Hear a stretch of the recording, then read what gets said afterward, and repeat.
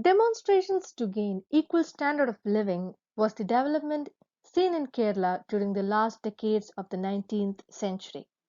It was not a need projected by any one community in particular, but everyone who endured subjugation and marginalization voiced out for their rights. Their progress inspired more and more people, even of the upper classes. Even though everything seemed to be perfect for the superior classes, there were a group of people of the community who suffered amidst the privileges.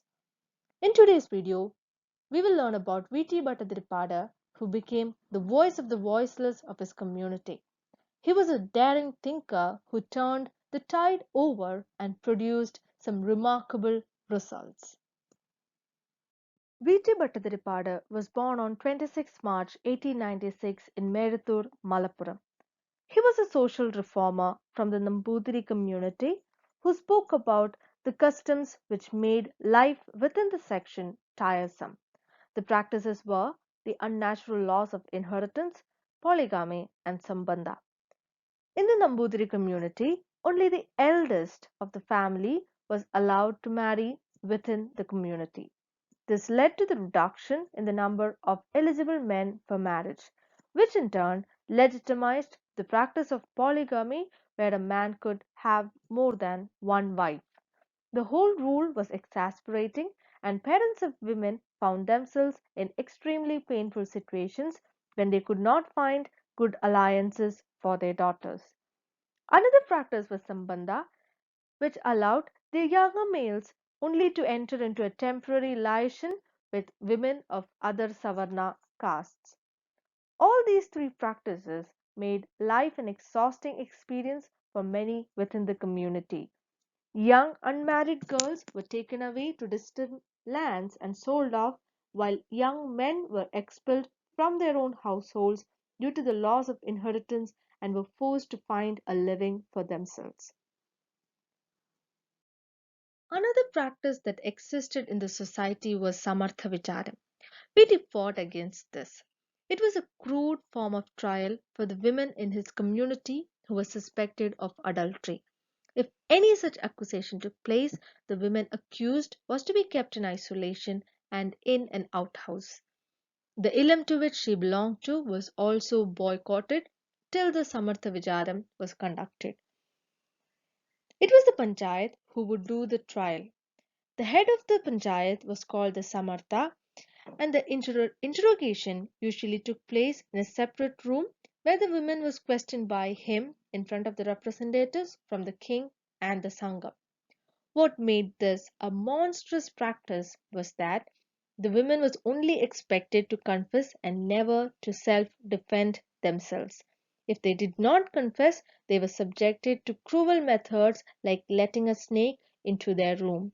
At the end of all this, the accused was sold off like slaves. His life as a revolutionary took a turn after a meeting that took place in Aluva in 1908, which was presided over by Deshamangalatha Shankaran Namboothirippadu.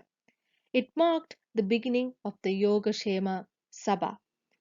Earlier, it was led by Kurur Unni Namboothirippadu, but its objectives were moderate and superficial. It did not address any serious problems of the community. The objectives were to ensure English education to the men in their community and to establish estates and to run banks. But none of these were the serious problems of their community. By the 1920s, more youth came into this organization and was led by VT.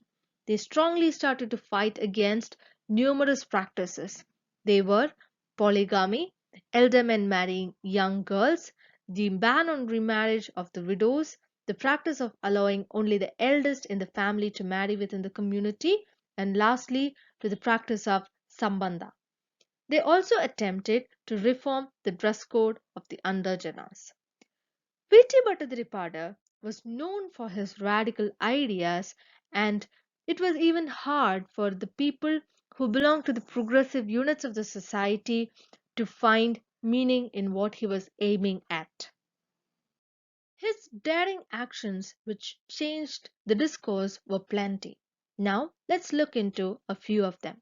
He once wrote an article calling upon the people to set fire to temples and get rid of untouchability and unapproachability. He also performed the first widow remarriage between Uma, the widowed sister of his wife, to Mullamangalatha Raman Bhattathirippadu. He also conducted the first intercaste marriage between his sister and Raghavan Panikar. He was a writer, and his famous play Adukkalayil Ninna Arangathekya addressed the plight of the women of his community. Following the norm, works like Indulega by O. Chandumenon and Appanda Makkal by Murungoda dealt with the silent sufferings of the women. His extremist views for reformations invited wrath upon him from his relatives. They even refused to take part in the funeral rites of his father. We can conclude by saying that V T Bhattathirippadu was a voice for the muted. He was a light for those who struggled in darkness. And what was noticeable about him was that he not only voiced for them but also ensured that the listener addressed to their queries. Thank you.